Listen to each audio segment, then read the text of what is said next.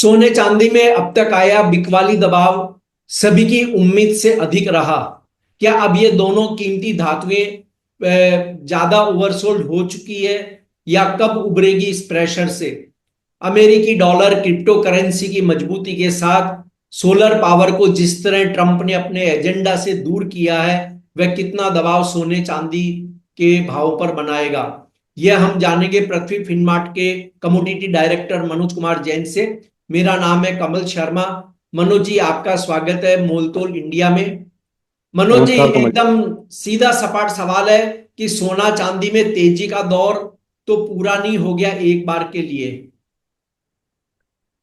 जहां तक सोने चांदी का सवाल है कमल जी, तो हमने वर्ष 2024 के अभी तक अगर हम दिवाली तक की बात करें तो 30 से 40% तक की जो वृद्धि है कीमतों में देखी थी इंटरनेशनल मार्केट में और भारतीय बाजारों में भी।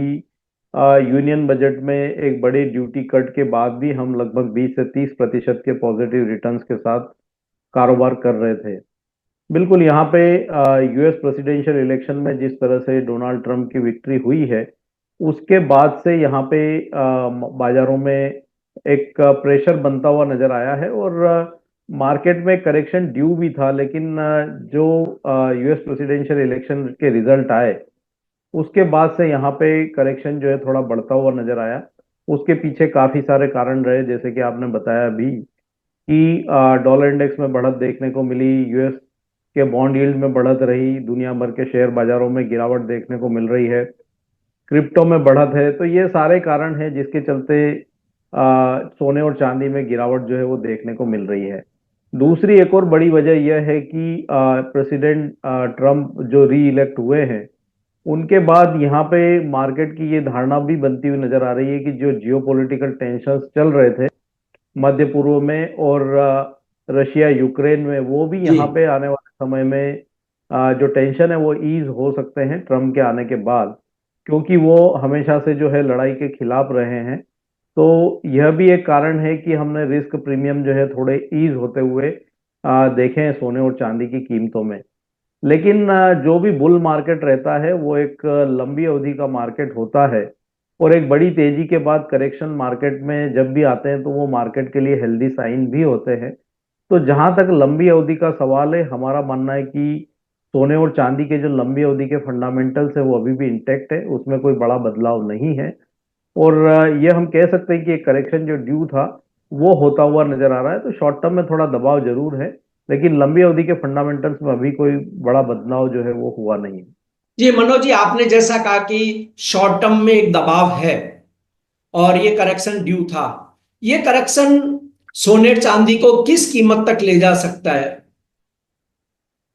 आज जहां तक सोने का सवाल है तो हम देख रहे हैं लगभग 2 महीने के निचले स्तरों पर कीमतें आ चुकी है। $2600 एक काफी स्ट्रांग सपोर्ट लेवल है और वो कल मार्केट ने टेस्ट भी किया था। आज वहां उसके इर्द गिर्द ही जो है हम कारोबार होते हुए देख रहे हैं।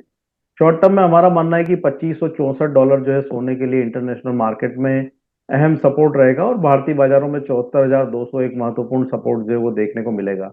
वहीं अगर चांदी की बात करें तो यहाँ इंटरनेशनल मार्केट में $29.80 जो है वो काफी अहम सपोर्ट्स रहेंगे और भारतीय बाजारों में 87,700 के आसपास जो है महत्वपूर्ण सपोर्ट्स रहेंगे। तो नीचे में यहाँ पे सपोर्ट्स लेवल से एक बार रिवर्सल जो है कीमतों में देखने को मिल सकता है।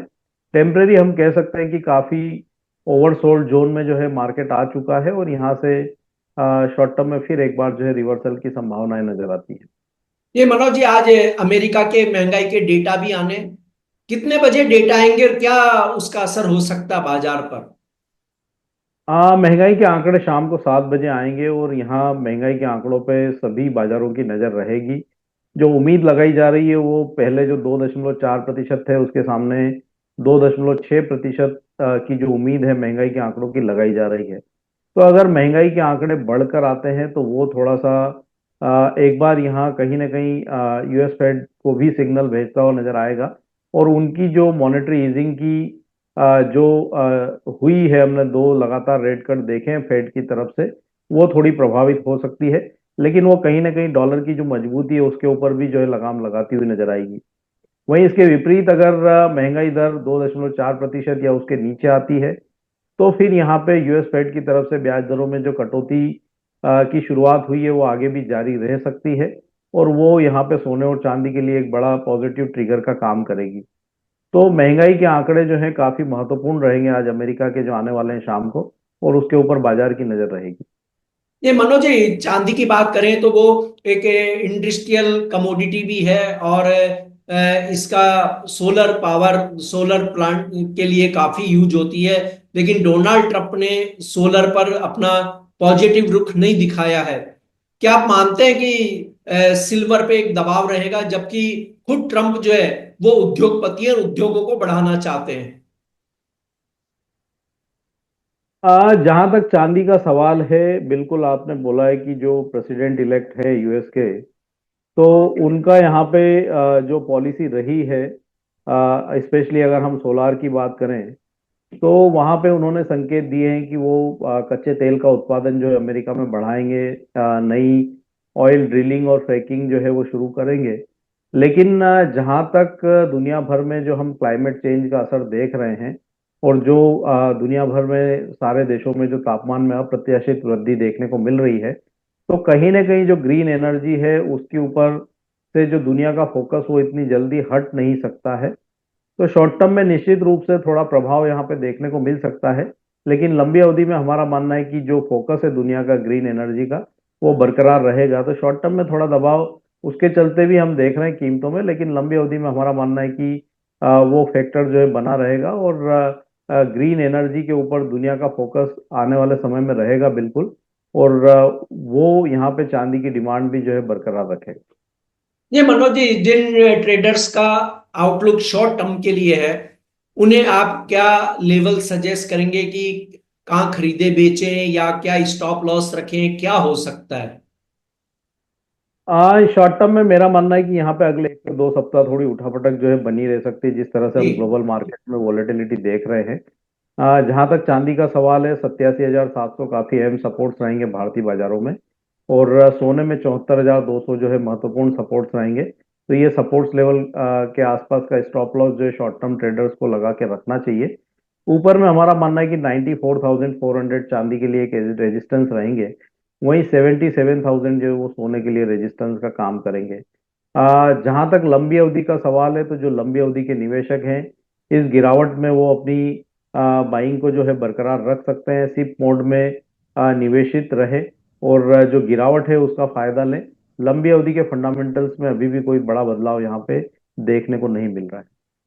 जी मनोज जी, आपका कोई डिस्क्लेमर? सोना और चांदी जिस पे हमने डिस्कशन किया, उसमें मेरी कोई फ्यूचर्स मार्केट में व्यक्तिगत पोजीशन नहीं है। समय समय पे रिकमेंडेशन होने के चलते हमारे क्लाइंट्स की उनमें पोजीशन हो सकती है।